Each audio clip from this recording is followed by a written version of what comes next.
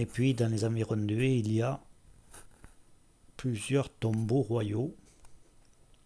Nous en avons visité un. Alors c'est pas uniquement un tombeau, c'est tout un enchaînement de bâtiments très bien conservés, dans lequel le roi qui envisageait de se faire enterrer dans le tombeau pouvait venir passer quelques heures de villégiature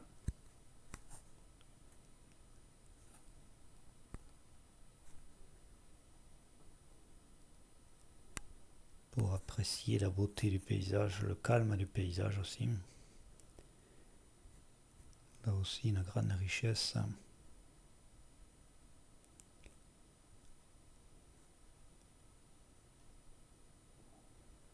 De très beaux jardins. Quelques meubles d'époque aussi en bois incrustés de nacre.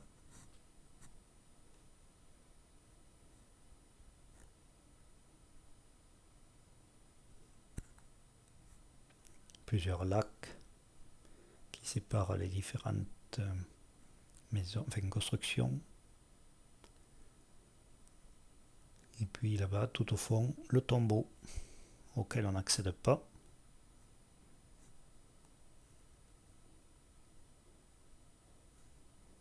Des colonnes en bronze sculptées.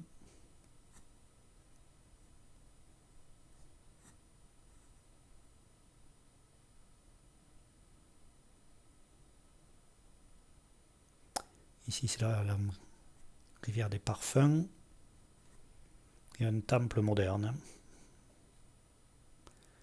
Voilà, nous avons fini de visiter Hue. Nous partons maintenant à Hoi An. Visiter sa région aussi. Nous avons fait un peu de snorkeling avec le Diving Center de Hoi An. Très recommandable.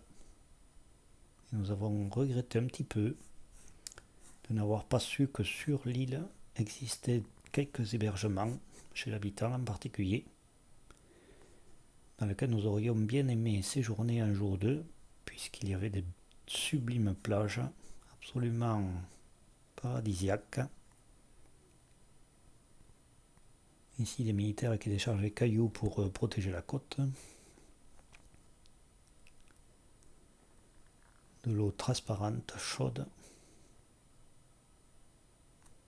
Bref, de quoi passer un beau séjour si on avait prévu le coup, c'est-à-dire emporter nos bagages.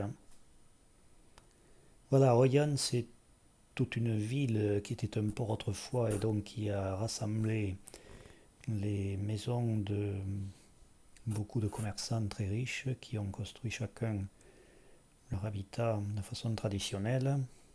Il n'y avait pas que des Vietnamiens, il y avait des Chinois aussi, il y avait des gens de toutes les contrées d'Asie qui sont venus construire là et qui ont laissé des façades, mais aussi et surtout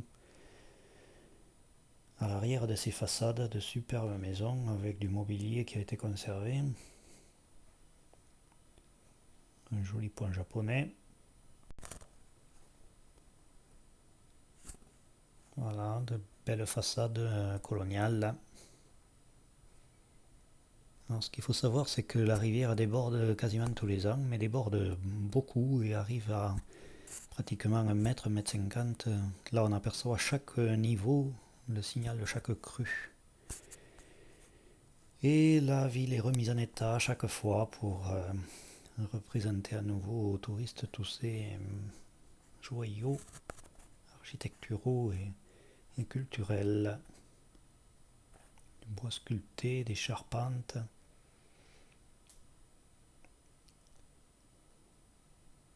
Alors on paie une misère, un pass qui vous permet d'accéder à toute une série de maisons.